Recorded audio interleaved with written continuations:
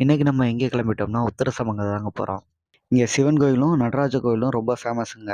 மரகதத்திலே செஞ்ச நடராஜர் சிலை இங்க இருக்குங்க. அது சந்தனம் பூசி எப்பவுமே இருக்கும். வர்ற ஜனவரி 2 வந்து சந்தன கலைப்பு. அன்னைக்கு வந்தா பயங்கர கூட்டமா இருக்கும். குழந்தைய கூட்டிட்டு வர முடியாதுன்னு சொல்லிட்டு தாங்க இன்னைக்கு வந்திருக்கோம். அன்னைக்கு ஒரு நாள் மட்டும் நடராஜர் சந்தனம் இல்லாம மரகதத்திலேயே காட்சி தருவாருங்க. சாமிய ஃபோட்டோ எடுக்கிறதுக்கு மொபைல் ஃபோன் அலோடு இல்லங்க. அதனால ஃபோட்டோ எடுக்க முடியல.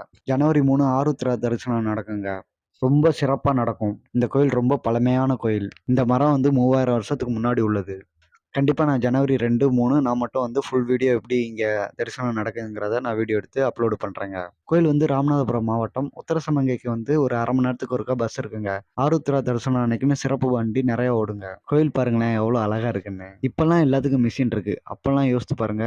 ஒவ்வொரு கல்வெட்டையும் எவ்வளோ அழகா செதுக்கியிருப்பாங்கன்னு. இந்த கோயில்ல எவ்வளோ சிற்பிகள் ஒர்க் பண்ணியிருப்பாங்க பாருங்களேன். கோபுரம்லாம் எவ்வளோ அழகா இருக்கு பாருங்க. அடுத்து எங்கே போய் விளாக் பண்ணலான்னு கீழ கமெண்ட்ல சொல்லுங்க. Thank you.